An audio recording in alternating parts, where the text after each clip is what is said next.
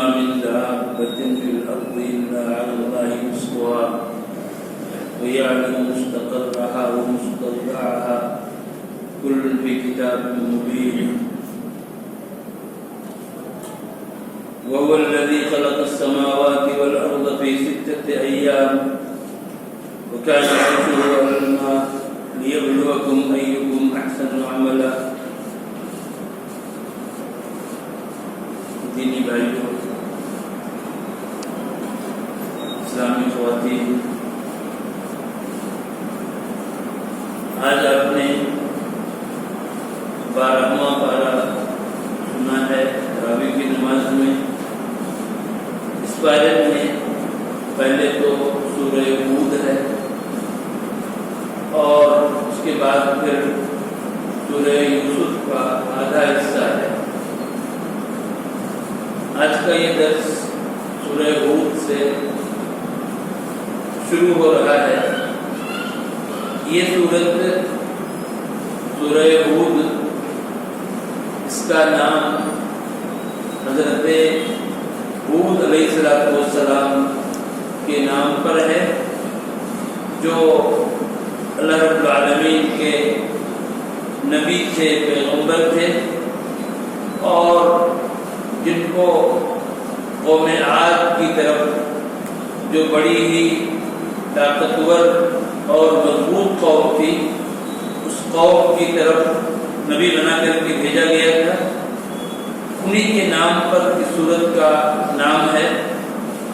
اس سورت میں اللہ رب العالمین نے سب سے پہلے توبہ و استغفار کا، بلکہ اس سے بھی پہلے اپنی عبادت کا، خالص اللہ کی عبادت ایک انسان کرے بغیر شرک کے، کسی کو شریک کیے بغیر صرف ایک اللہ کی عبادت کرے ایک انسان. اللہ نے سب سے پہلے اس بات کا حکم دیا اور اس کے بعد پھر استغفار کا اور توبہ کرنے کا حکم دیا. ایک انسان استغفار کرے، اللہ رب العالمین سے مغفرت طلب کرے، اور جو بھی اس سے گناہ ہوئے ہیں وہ توبہ کرے اللہ کے سامنے، سچی توبہ. اگر وہ ایسا کرے گا تو فائدہ کیا ہوگا؟ اللہ رب العالمین اس کو بہترین سامان، بہترین زندگی، اچھی متاع سے نوازے گا. اللہ رب العالمین کا اعلان ہے. اور اس کے ساتھ ساتھ اللہ نے یہ بتایا کہ دیکھو، سب کی روزی صرف انسان ہی نہیں، جتنی بھی مخلوقات ہیں، جتنی بھی جاندار ہیں، مخلوقات ہیں، سب کی روزی اللہ کے ذمہ ہے. اللہ کے ذمہ. ایک انسان کتنی بھی کوشش کر لے لیکن وہ اس سے آگے نہیں بڑھ سکتا جتنا اللہ نے اس کے لیے لکھا ہے. جتنی روزی اللہ نے لکھی ہے اس کے لیے، اس سے آگے وہ بڑھ نہیں سکتا. یہ عقیدہ ہمارا مضبوط عقیدہ ہونا چاہیے.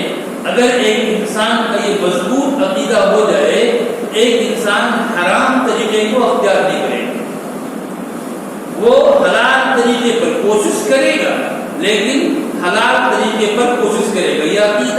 یہ عقیدہ آج کل ہم مسلمانوں کے یہاں بھی کمزور پڑ رہا ہے، اور اس عقیدے کے کمزور ہونے کی وجہ سے آج کتنے لوگ ہیں جو حرام طریقے کو اختیار کرتے ہیں روزی کمانے کے لیے، اپنے آپ کو ڈیولپ کرنے کے لیے، بڑھانے کے لیے حرام طریقہ اختیار کرتے ہیں. جبکہ اللہ کہہ رہا ہے کہ روزی اس کے ذمہ ہے، جتنا وہ دے گا ایک انسان اتنا ہی پائے گا. اور پھر اس کے بعد اللہ رب العالمین نے اپنی عظمت کو بیان کیا، اپنی عظمت، اللہ کی قدرت، اس کی عظمت کو دیکھیے. اللہ نے کہا کہ اسی نے آسمانوں کو پیدا کیا، زمین کو پیدا کیا، اور اس کا عرش پانی پر تھا. پہلے بھی آسمان اور زمین کو پیدا کرنے سے پہلے بھی اللہ کا عرش پانی پر تھا، اور آسمان اور زمین کو پیدا کرنے کے بعد بھی اللہ کا عرش پانی کے اوپر. آج بھی اللہ کا عرش پانی کے اوپر ہے. آپ کے اوپر ایک آسمان، پھر اس کے اوپر آسمان، یہ 7 آسمان ہیں، اور اس 7 آسمان کے اوپر پھر پانی ہے ساتویں آسمان کے اوپر، اس پانی کے اوپر اللہ کا عرش ہے۔ اللہ رب العالمین کتنا اوپر ہے، کتنا اوپر ہے، ایک انسان تصور کرے اس چیز کو۔ بہت سے لوگ یہ غلط عقیدہ رکھتے ہیں اور کہتے ہیں کہ اللہ ہر جگہ ہے، اللہ کا علم ہر جگہ ہے، اللہ کا علم ہر جگہ ہے، اللہ کی قدرت ہر جگہ ہے، اللہ ہر چیز کو سنتا ہے، ہر چیز کو دیکھتا ہے، لیکن اللہ رب العالمین کی ذات، اللہ کا وجود یہ عرش کے اوپر ہے، یہ عرش کے اوپر ہے۔ اگر کوئی انسان یہ عقیدہ رکھتا ہے کہ اللہ اپنی ذات کے ساتھ ہر جگہ ہے تو یہ عقیدہ بالکل کفریہ عقیدہ ہے، اس عقیدے کی اسلام میں کوئی گنجائش نہیں ہے۔ اللہ نے اس چیز کو بتایا، اور اس کے بعد اس صورت میں اللہ رب العالمین نے ایک چیز اور بتائی کہ اگر کوئی شخص صرف دنیا چاہتا ہے، صرف دنیا، اس کا مقصد کیا ہے؟ صرف دنیا ہے۔ اگر کوئی انسان صرف دنیا کا طلبگار ہے تو ہم اس کو دنیا کو دے دیں گے ہم اس کو دنیا کی زینت ہم دے دیں گے اس کو، اس میں کوئی کمی نہیں کریں گے۔ لیکن ایسا انسان جو صرف دنیا چاہتا ہے، آخرت میں اس کا کوئی حصہ نہیں، آخرت میں اس کے لیے کیا ہے؟ آگ ہے، جہنم ہے، اور جو کچھ اس نے یہاں پر کیا ہے سب عقائد اور بیکار ہے۔ اس وجہ سے ایک انسان کو جو تعلیم دی گئی ہے وہ کیا ہے؟ ربنا آتنا فی الدنیا حسنہ وفی الآخرۃ حسنہ، دنیا کی بھلائی بھی اور آخرت کی بھلائی بھی، دونوں طلب کرنا ہے ایک انسان کو۔ دنیا ایک انسان طلب کرے لیکن شریعت کے دائرے میں رہ کر کے دنیا کو وہ طلب کرے۔ اسی لیے بہت سے لوگ ایسے ہیں، ایک انسان اگر نماز پڑھتا ہے، مان لیجیے نماز پڑھتا، روزے رکھتا، اور اسی طریقے سے تہجد کی نماز پڑھتا، قیام اللیل کرتا، اور اپنے سارے نیکیوں کے کرنے کا مقصد اس کا کیا ہے کہ اس کو اس کی دنیا سمجھ جائے۔ اگر اس لیے پڑھتا ہے تو اس کو دنیا ہی ملے گی، اس کو دنیا ہی ملے گی۔ ایک انسان تہجد پڑھ رہا ہے صرف اس لیے کہ اس کو دنیا کا فائدہ ہو تو اس کو دنیا ہی ملے گی۔ اس وجہ سے ایک انسان کو اپنی نیت صحیح کرنے کی ضرورت ہے۔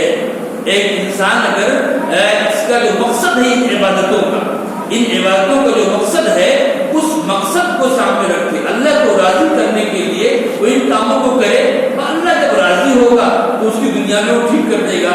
لیکن یہ نیت اس سے ہماری دنیا اچھی ہو جائے، اس نیت سے ان کاموں کو کرنا، یہ بہرحال ایک چیز کا صحیح نہیں ہے۔ اور اس کے ساتھ ساتھ اللہ رب العالمین نے اس صورت میں کئی ایسی قوموں کا ذکر کیا جن پر اس دنیا میں عذاب آیا، اور بڑی دردناک داستان ہے، قصہ ہے ان قوموں کا جن پر عذاب آیا۔ یہی وجہ ہے کہ ایک دفعہ ابوبکر صدیق رضی اللہ تعالیٰ عنہ نے پوچھا رسول اکرم صلی اللہ علیہ وسلم سے کہ اللہ کے رسول، آپ دن بدن بوڑھے ہوتے چلے جا رہے ہیں، کیا وجہ ہے؟ کیا بوڑھے ہوتے چلے جا رہے ہیں؟ آپ نے فرمایا کہ ابو بکر، مجھ کو سورہ ہود، سورہ مرسلات، سورہ واقعہ، سورہ عما یتساءلون، ان سورتوں نے مجھ کو بوڑھا کر دیا ہے۔ آج ہم ان سورتوں کو پڑھتے ہیں، ہمارے اوپر کوئی احساس نہیں ہوتا، لیکن نبی اکرم صلی اللہ علیہ وسلم ان سورتوں کو پڑھتے تھے، اور جب ان قوموں کی داستان کو، ان کے قصوں کو آپ پڑھتے تھے تو پھر آپ پر جو کیفیت ہوتی تھی بالکل پریشانی والی کیفیت ہوتی تھی کہ ان پر عذاب آیا، میری امت کا کیا حال ہوگا، اس کو سوچ کر کے آپ پریشان رہتے تھے۔ یہ سورہ ہود ہے، اللہ رب العالمین نے مختلف قوموں کا، قوم نوح کا سب سے پہلے تذکرہ کیا۔ نوح علیہ السلام یہ اللہ رب العالمین کے پہلے رسول ہیں، دنیا میں گمراہی آنے کے بعد، شرک پھیلنے کے بعد یہ پہلے پیغمبر ہیں اللہ کے جو بھیجے گئے۔ اور ان کی قوم میں کیا خرابیاں تھی؟ شرک تھا۔ سب سے بڑی چیز تو یہ ہے کہ یہ مشرک تھے، اللہ رب العالمین کے ساتھ شرک کرتے تھے، اور اس کے علاوہ بہت ساری اور خرابیاں تھیں، اونچ نیچ، فلاں اونچا ہے، فلاں نیچا ہے، فلاں اونچے درجے کا ہے، فلاں گھٹیا ہے، یہ چیز بھی اس قوم کے یہاں بہت زیادہ تھی۔ کمزوروں پر یہ ظلم بھی کرتے تھے، جو طاقتور تھے کمزوروں پر ظلم کرتے تھے، اور اس کے علاوہ جو ہے اللہ کی ناشکری اور بہت سے معبود بنا لیے تھے۔ آپ نے سنا ہوگا ود، سوا، یغوث، یعوق، نصر، یہ سب معبود انہوں نے بنا لیے تھے، جن کا ذکر سورہ نوح کے اندر ہے، اور ان کی پوجا کرتے تھے۔ اللہ تعالیٰ نے بھیجا نوح علیہ السلام کو، بھیجا ان کے درمیان۔ نوح علیہ السلام نے ان کو سمجھایا 950 برس تک، ان کو کوئی 1 2 سال 10 سال نہیں، 950 برس تک سمجھایا ان لوگوں کو۔ ان لوگوں نے نوح علیہ السلام کی بات نہیں مانی، ان کو جھٹلایا اور ان کو پاگل اور دیوانہ کہا، یہ ساری چیزیں ہوئی، اور یہ سب کچھ کیا انہوں نے۔ اس کے بعد پھر اللہ رب العالمین نے نوح علیہ السلام سے کہا، نوح علیہ السلام دعا بھی کی، سورہ نوح میں ہے، انہوں نے دعا بھی کی کہ اللہ کے کافروں کے گھروں کو، ان کو سب کو تباہ کر دے۔ پھر اللہ نے کہا کہ اے نوح تم ایک کشتی بناؤ، اب جتنے ایمان لا چکے ہیں اتنے ہی مومن رہیں گے، اب نہیں ایمان لائیں گے، اس لیے تم ایک کشتی بناؤ۔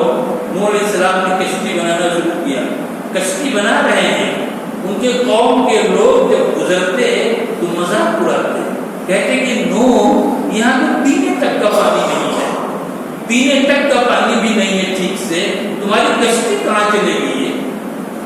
ریگستان میں چلے گی، صحرا میں چلے گی، کہاں چلے گی؟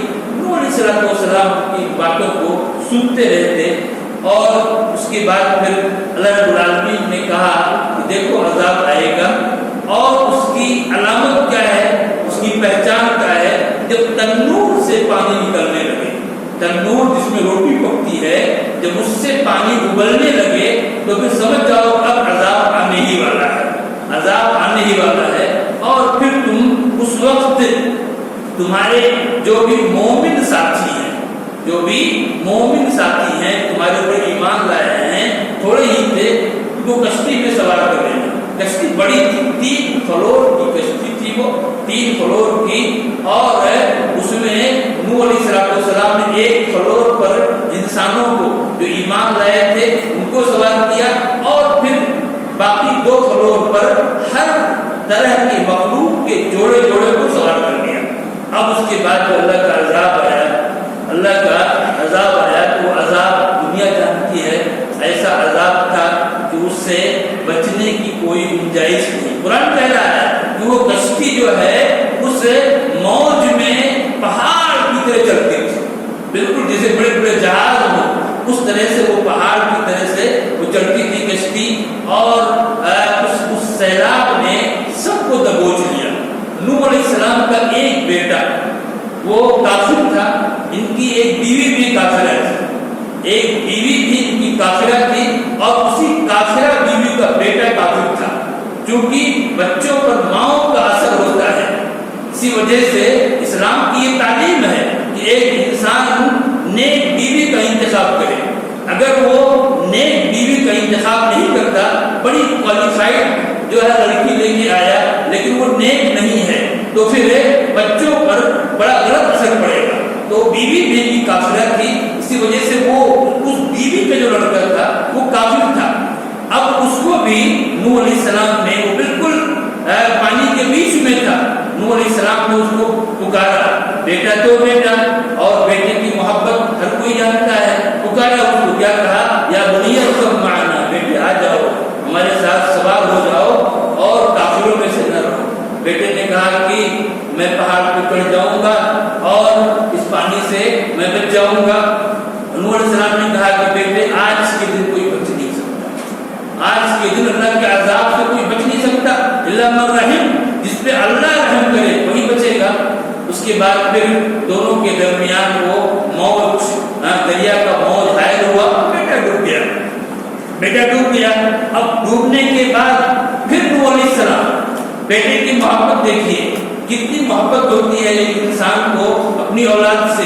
پھر انہوں نے اللہ سے دعا کی، نوح علیہ السلام نے کیا کہا کہ میرے پروردگار ان ابنی من اہلی، میرا بیٹا یہ مجھ سے ہے، میرے اہل و عیال سے ہے میرا بیٹا، اور تمہارا وعدہ سچا ہے، کیونکہ اللہ نے وعدہ کیا تھا کہ مسلمانوں کو, مومنوں کو سوال کرو اور اپنے اہل و عیال کو سوال کرو.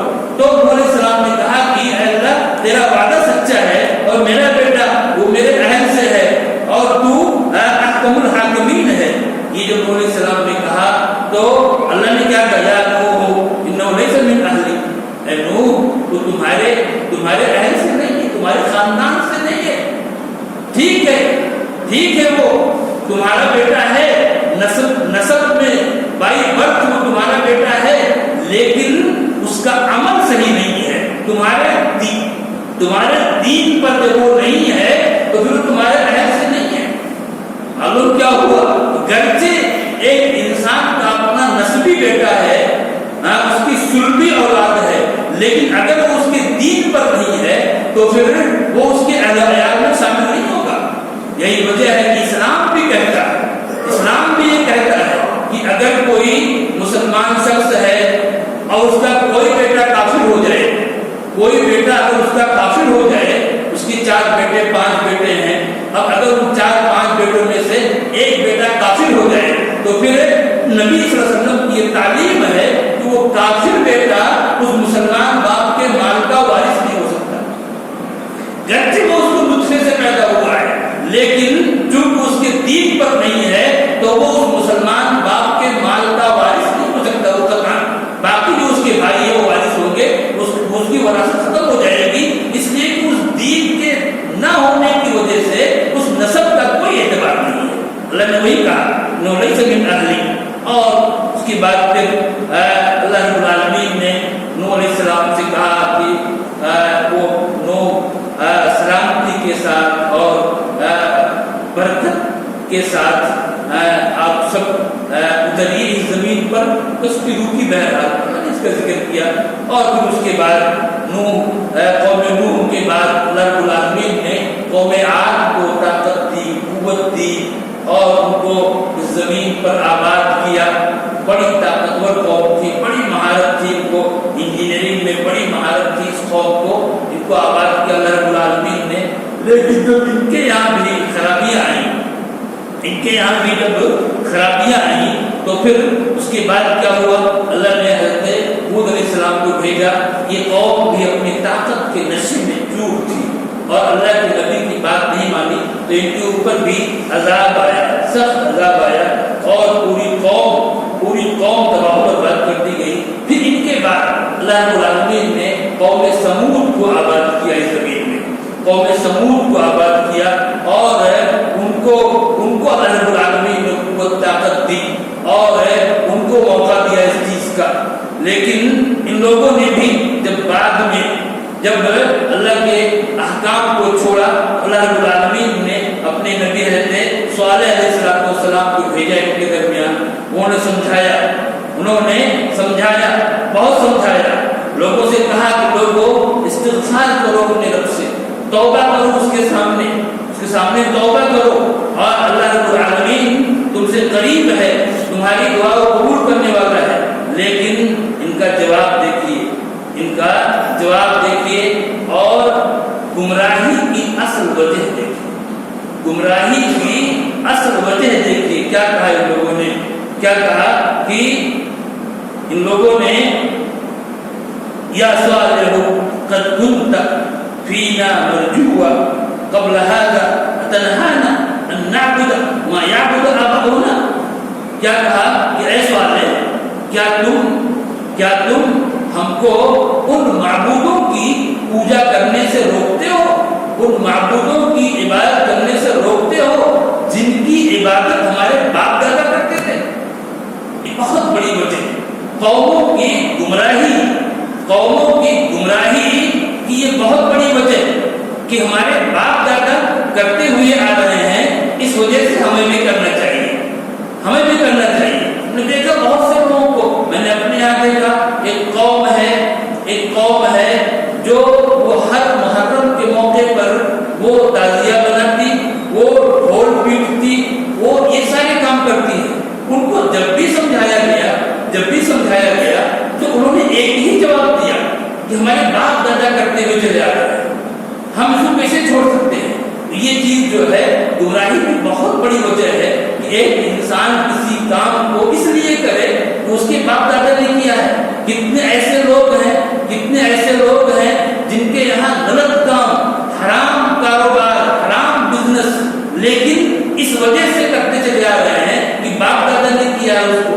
یہ انتہائی تکلیف دہ چیز ہے، انسان کے لیے انتہائی مہلک ہے، تباہ کرنے والی ہے کہ وہ کسی کام کو اس لیے نہ چھوڑے کہ اس کے باپ دادا نے کیا ہے. بلکہ ایک مسلمان کی شان یہ ہے کہ وہ جیسے اس پر کلیئر ہو جائے کہ ہمارا فلاں کام یہ کیا حرام ہے، اس نے عالموں سے پوچھ لیا، ایک سے پوچھا، دوسرے سے پوچھا، تیسرے سے پوچھا، چوتھے سے پوچھا. یہ کام ہے ہر انسان کا کہ وہ تحقیق کرے، اپنے حساب سے تحقیق کرے.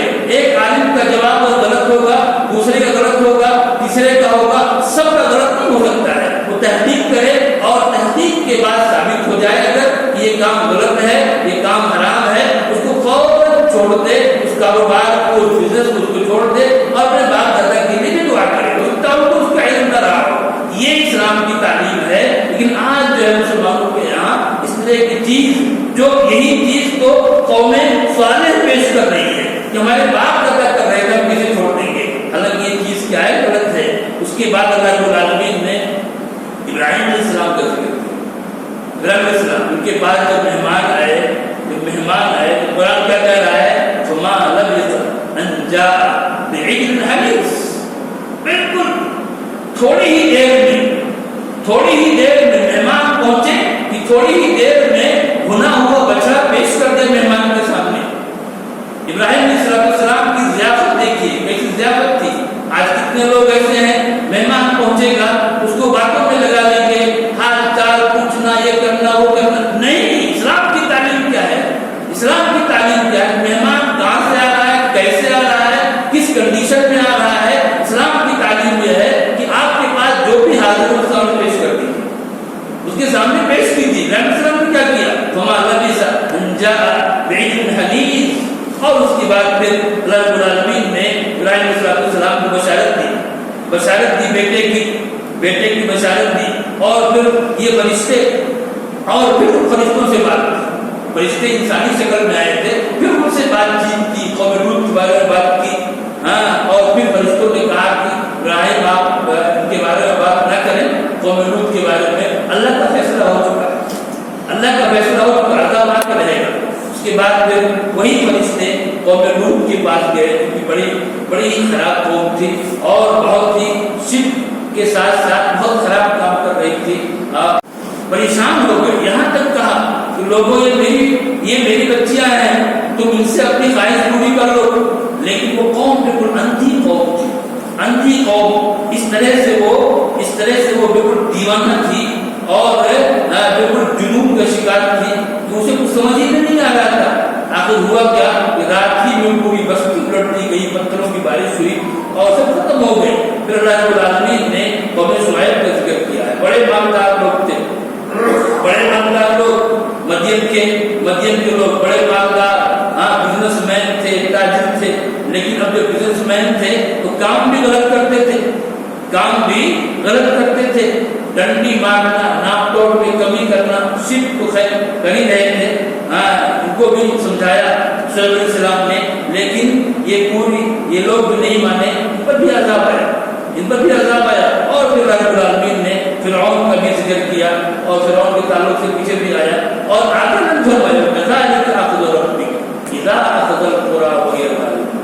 تمہارے رب کی پکڑ ایسی ہی ہے جب وہ بستیوں کو، جو بستیاں ظالم ہوں، ان کو اسی طرح سے وہ پکڑتا ہے.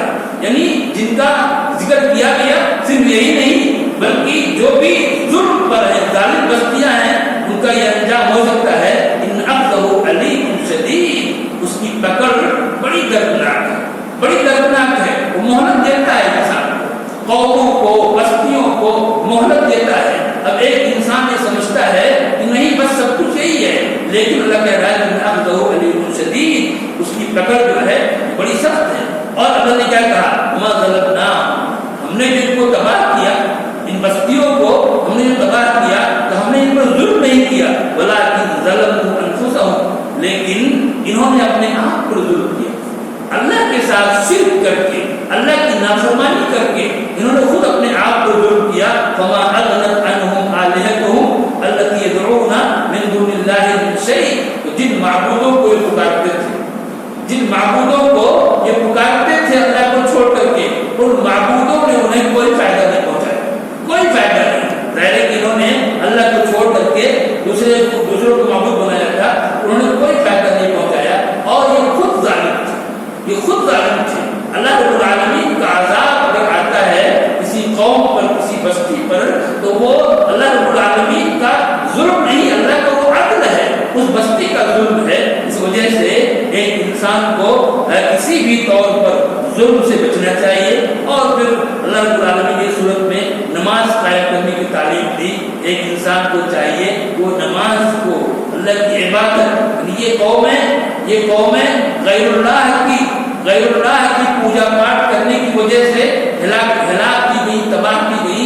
इसलिए एक मुसलमान की ये शान है कि वो अल्लाह की इबादत करता है, अल्लाह की इबादत करे, ताकि वो अल्लाह रब्बुल आलमीन के अज़ाब से अपने आप को बचा सके और महफूज रहे। इस तरीके से अल्लाह रब्बुल आलमीन ने इन वाक़यात को बयान किया है।